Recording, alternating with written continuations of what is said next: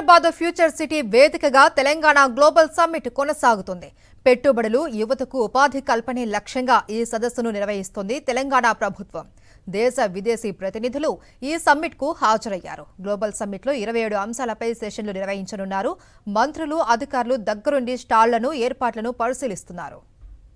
దీనిపై మరింత సమాచారం మా ప్రతినిధి శేఖర్ అందిస్తారు. గ్లోబల్ సమ్మిట్లో తెలంగాణ రాష్ట్ర ప్రభుత్వ ఆధ్వర్యంలో కూడా కీలకమైనటువంటి స్టాల్స్ ఏర్పాటు చేశారు. మొదటి నుంచి కూడా ఈ గ్లోబల్ సమ్మిట్కి సంబంధించినటువంటి ఏర్పాట్లను జయేష్ రంజన్ ఏర్పాట్లను పరిశీలిస్తూ ఉన్నారు. సార్, మీరు దగ్గరుండి గ్లోబల్ సమ్మిట్కి సంబంధించినటువంటి ఏర్పాట్లను చూశారు.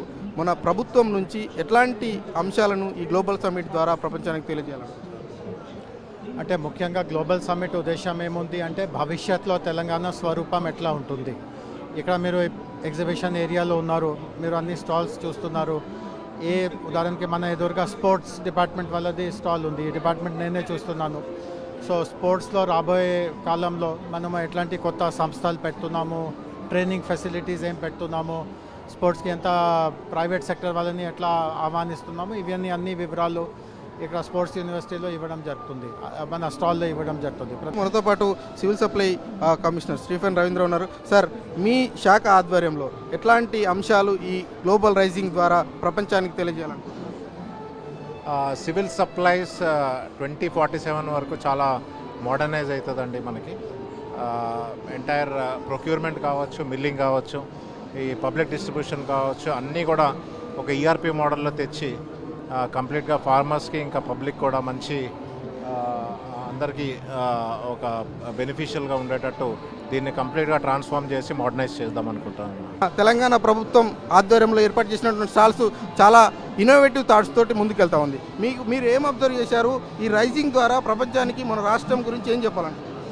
రాష్ట్రానికి సంబంధించిన ప్రగతిలో భాగస్వాములు కావాలని అందరినీ కూడా ఆహ్వానిస్తూ ఉంటే పెద్ద ఎత్తున స్పందన కనబడుతూ ఉంది. తప్పకుండా మా అధికార యంత్రాంగం ఇంకా దానికి తోడు ప్రభుత్వానికి సంబంధించి లక్ష్యం ఇంకా ఆఖరిగా పొలిటికల్ విల్ ఖచ్చితంగా ఈ ప్రదర్శనలో కనబడతా ఉంది. మన రాష్ట్రం ఈ విధంగా ఉంది. ఇంకా రాబోయే కాలంలో ఇంకా ప్రగతి మెట్టులో ముందు వరుసలో ఉంటుందని ఒక అభిప్రాయం, ఒక నమ్మకం కలిగించే విధంగా ఉంది. పెద్ద ఎత్తున కూడా రాబోయేటువంటి రోజుల్లో తెలంగాణ రాష్ట్రం యొక్క అపీరియన్స్ మారుతుంది అన్నట్లుగా శ్రీధర్ బాబు చెప్తా ఉన్నారు. ఓవరాల్గా ఇప్పటివరకు ఈ పరిస్థితి ఉంది. వీడియో జర్నలిస్ట్ ముత్యంతో శేఖర్, సాక్షి టీవీ, హైదరాబాద్. పెట్టుబడులు, యువతకు ఉపాధి కల్పనే లక్ష్యంగా హైదరాబాద్ ఫ్యూచర్ సిటీ వేదికగా తెలంగాణ గ్లోబల్ సమ్మిట్ కొనసాగుతోంది. దేశ విదేశీ ప్రతినిధులు ఈ సమ్మిట్కు హాజరయ్యారు. భవిష్యత్తులో మూసీ నదిని ఎలా అభివృద్ధి చేయబోతున్నారు అనే దానిపై ఏర్పాటు చేసిన స్టాల్ అందరినీ ఆకట్టుకుంటోంది. మరింత సమాచారం మా ప్రతినిధి రాకేష్ అందిస్తారు. గ్లోబల్ సమ్మిట్ థీమ్ పార్కులో ఏర్పాటు చేసిన వాటిలో ఒకటి మూసీ రివర్ డెవలప్మెంట్ కోసం తెలంగాణ ప్రభుత్వం ఇప్పటికే నిర్ణయం తీసుకుంది. కొన్ని పనులు ప్రారంభించినప్పటికీ ఎంకరేజ్మెంట్ల కారణంగా పెద్దగా పనులు జరగట్లేదు. అయినప్పటికీ ఈసారి దీన్ని మరింత ముందుకు తీసుకోవాలనే ఉద్దేశంతో ఇక్కడ మూసీ థీమ్ని ఏర్పాటు చేసింది. మనం దీనికోసం సమ్మిట్కి వచ్చే వాళ్ళందరూ కూడా చూసే విధంగా ప్రభుత్వం ఏం చేయాలనుకుంటున్న విషయాన్ని ఇక్కడ విజువల్ ఎఫెక్ట్ ద్వారా చూపిస్తుంది. మనకు ఒక్కొక్క విజువల్ అనేది మనకు కనిపిస్తుంది. డిజిటలైజేషన్ చేశారు మొత్తం కూడా.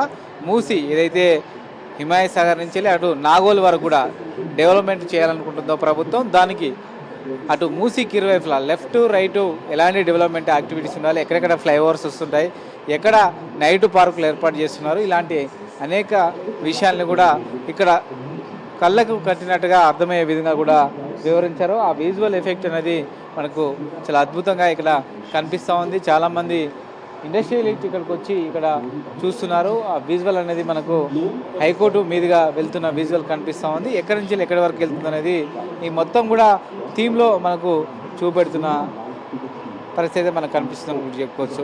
ఎలా ఉంటుంది ఇది వర్క్ అంతా కూడా? లైక్ ఇది మల్టీ టాస్కింగ్ అంటారు. సో ఈ ఫ్యూచర్ డెవలప్మెంట్ కోసం ఈ పాయింట్స్ ఉన్నాయి కదా, ఇప్పుడు ఈ ఏరియాస్లో డెవలప్మెంట్ ఏమేమి అవుతుంది అనేది మొత్తం ఇది చెప్తుంది. గాంధీ సరోవర్ అని ఉంది. ఇప్పుడు దీన్ని ఇక్కడ మనం ఇక్కడ ప్లే చేయాలి. ఓకే, గాంధీ సరోవర్ అనేది ఫ్యూచర్లో లైక్ ఇన్బిల్ట్ సిస్టమ్ ఎట్లా అంటే మొత్తం టెక్నాలజీ వైజ్గా బిల్డ్ చేయడం ఒక ఏరియాలో లైక్ అట్లా దానికి కేటాయించి ఏరియా ఇది. మీరు అలారం ట్యాంక్ ఏరియా డెవలప్మెంట్ అని ఇచ్చారు. దీనికి ఓకే, ఈ పర్టికులర్ ఏరియా డెవలప్మెంట్ సంబంధించిన ఫోకస్ ఇదంతా ఫ్యూచర్లో ప్రోగ్రెస్ ఎట్లా ఫ్యూచర్ లైక్ హిస్టరీలో ఎట్లుండే ఇప్పుడు ఫ్యూచర్లో ఎట్లా ఉండబోతుంది అనేది మొత్తం చెప్తుంది.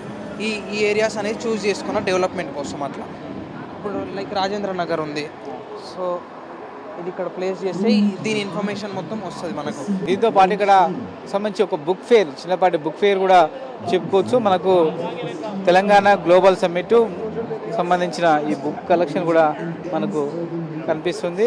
మూసి థీమ్ను ఇక్కడ ప్రభుత్వం ఏం చేయాలనుకుంటుంది అనే విషయాన్ని డిజిటలైజేషన్ రూపంలో, టెక్నికల్ రూపంలో, బుక్ రూపంలో ఇలా డిఫరెంట్ కేటగిరీలుగా కూడా ఇక్కడ ఒక థీమ్ పార్కును ఏర్పాటు చేసింది. మొత్తం కూడా ఇక్కడికి వచ్చి మనం చూస్తున్నాం, చాలామంది కూడా వచ్చి గమనిస్తున్నారు. వీరందరికీ అర్థమయ్యే విధంగా దీన్ని ఏర్పాటు చేశారు. ఈ సమ్మిట్ రేపేళ్ళండి అయిపోయిన తర్వాత కూడా వీక్షకుల కోసం నగర ప్రజలు చూసేందుకు 3 రోజుల పాటు వెసులుబాటు కల్పించింది. అప్పటి వరకు కూడా దీన్ని ఇలాగే ఉంచుతామంటూ కూడా అధికారులు చెప్తున్నారు.